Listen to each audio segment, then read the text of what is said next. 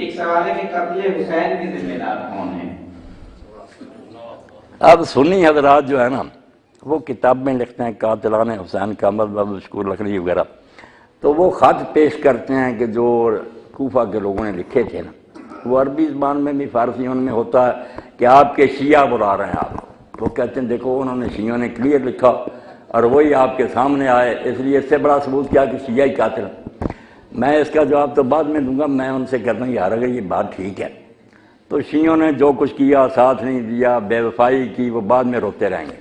مگر اس سے جو نتیجہ نکلتا کہ جب انہوں نے صاف لکھ دیا کہ شیعہ بلا رہے ہیں،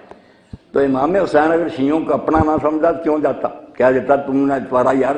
راز مار، تم شیعہ ہو، میں شیعہ کافروں کے کہنے پڑی۔ ایک بات تو ثابت ہوئی نا کہ وہ شیعوں کو اپنا سمجھتا تھا، شیعوں نے بعد میں جو کیا وہ الگ بات ہے، مگر جب انہوں نے صاف لکھا کہ تیرے شیعہ بلا رہے ہیں اور آپ ان کے بلانے پر گئے تو شیعوں کو بالکل وہ اپنا سمجھتے۔ رہ گئی یہ بات کہ وہاں مدد نہیں کی، حالات ایسے بن گئے، نہ شیعہ مجرم ہے نہ سنی مجرم۔ اگر ابن زیاد دن کے وقت میں شہر میں داخل ہوتا ہوں، کیونکہ یزیدی لوگوں نے لکھ دیا نا یزید کو کہ آپ کا گورنر جو ہے نعمان بن بشیر سختی نہیں کر رہا، حضرت مسلم کے ہاتھ پر لوگ بیعت کر رہے ہیں، تو اس نے گورنر تبدیل کر دیا اور ایسے ایک قصاب کو بھیجا جس کے بارے میں کوفہ جانتا تھا کہ زیاد اور اس کا بیٹا عبید اللہ جو ہے تو یہ حرامی ہے، انہوں نے لوگوں کو درختوں پر لٹکایا تھا، ہاتھ پاؤں کاٹے، لوگ اس کے ظلم کو جانتے تھے، کانپتا تھا شہر۔ وہ شہر میں داخل ہوا تھا رات کے وقت ہے، کوفے والوں کو کوئی بے وفا نہ کہے، حالات ایسے بن گئے، کیا کرتے وہ بیچارے، اور بعد میں انہوں نے کسر پوری کر دی۔ امام حسین کا لباس پہنا حجازیوں کا، رات آیا، لوگ سلام کرتے رہے، ہاتھ چومتے رہے، پاؤں چومتے رہے کہ ابن رسول اللہ سلام ہو سد پر، وہ امام حسین سمجھتے رہے۔ جب محل میں چلا گیا، دروازے بند کر لیے، نقاب اتارا اور کہا میں ہوں عبید اللہ، تم سب یرغمال ہو، چھت پر چڑھ کر اعلان کرو کہ مسلم کا ساتھ چھوڑو ورنہ سب ذبح ہو جاؤ گے، بے بس ہو گئے، اور شہر میں جگہ جگہ فوج کو کھڑا کر دیا، کرفیو لگ گیا کہ ایک محلے کا آدمی دوسری جگہ نہ جائے، جو امام حسین علیہ السلام کے حامی تھے سب بے بس ہو گئے، مختار کو بھی جیل میں بھیج دیا، کوئی حامی نہ رہا، بے بس ہو گئے۔ میدان میں ان میں سے کوئی آپ کے خلاف نہیں گیا، جنہوں نے خط لکھے بالکل جھوٹ بولتے ہیں، وہ اپنے گھروں میں ضرور بے بس ہو گئے، اور وہی ہے، ایک آدمی کا نام نہیں لیتے، یہ جو مناظر لوگ ہیں، سنی نہیں کہنا چاہیے، ناصری ہیں،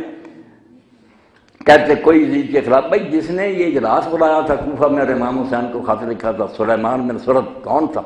صحابی جلیل نبی، اس سے بڑا صحابی اس شہر میں کوئی نہیں تھا، اس نے ہی دعوت دی کہ ایک آدمی گیا ہے، اس کو تو طاغوت کہا اس نے کہ معاویہ سے جان چھوٹی، جب ایک اور ظالم کو مسلط کر گیا۔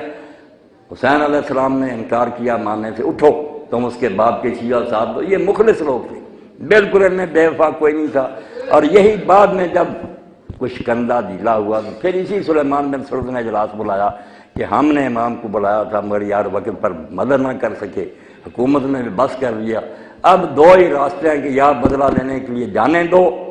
یا بدلہ لے لو۔ پھر یہ 4000 آدمی کربلا شریف کیا، امام کی قبر پر ساری رات روئے، پھر شام کو روانہ ہو گئی۔ یہ عین الوردہ کا واقعہ کراتا، وہ خط لکھنے والوں کی باتیں کرتے ہیں، وہاں یہ سارے پھر شہید ہو گئے، اور مختار نے جیل میں سے نے لکھا کہ ان بدماشوں سے تم نہیں نبٹ سکتے، تم نیک لوگ ہو، میرا انتظار کرو، میں جیل سے رہا ہوں گا تو ان سے نپٹوں گا۔ مگر انہوں نے کہا نہیں، تیرے بھی پتہ نہیں مقاصد کیا ہے، ہم بے صبر ہو گئے کہ اگر موت اس حال میں آ گئی اللہ کو کیا منہ دکھائیں گے کہ ہم نے فرزند رسول کی مدد نہ کی۔ بیچاروں نے جان دے دی بدلہ لینے کے لیے، وہ منہ پر جو سیاہی ملی گئی دھو دی، اس کا ذکر نہیں یہ لوگ کرتے۔ اور مختار جب آزاد ہوا، اب اللہ نے درمیان میں بات آئی کہ جو کرنا اس کو روک کوئی نہیں سکتا۔ عبید اللہ ابن زیاد نے مختار کو کھڑا کر لیا، جلاد سر پر کھڑا تھا، سر قلم ہونے والا تھا، مگر اس کی بہن جو تھی صفیہ، وہ عبداللہ بن عمر کی بیوی تھی، انہوں نے یزید کو لکھ لیا کہ اس طرح تیرا گورنر کرنا چاہتا مختار کے ساتھ، اس کو روک دے۔ اب وہ چاہتا تھا کہ پہلے ہی مجھ سے برا کام ہو گیا، کچھ نہ کچھ احسان کروں۔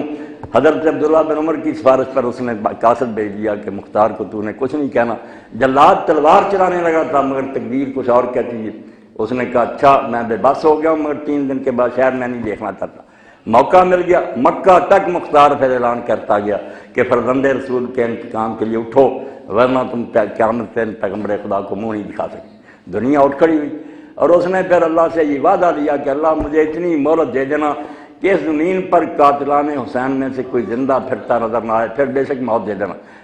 چن کر اس نے مارے، ان کے ہاتھ پاؤں کاٹے، پانی مانگتے رہے، اس نے کہا امام حسین علیہ السلام نے بچے کے لیے پانی مانگا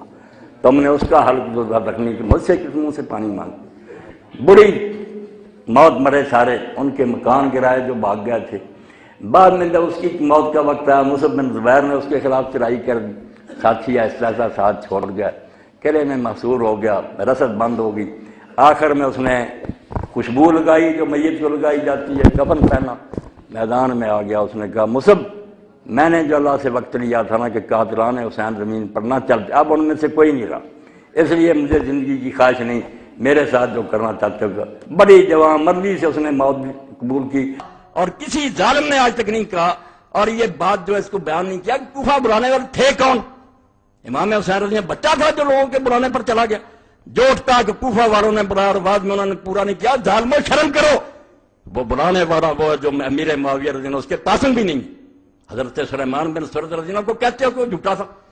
5 آدمی ہیں جنہوں نے پہلا خط لکھا اور اپنے گھر میں جس نے دعوت دی لوگوں کو بلایا کہ اللہ نے ایک طاغوت سے ہماری جان چھڑائی اور ایک دوسرا ظالم مسلط ہو گیا، آؤ حسین کو کھڑا کرو اور اس کا ساتھ دو، ان ظالموں سے جان چھڑائی۔ وہ خط پڑھو، اس کا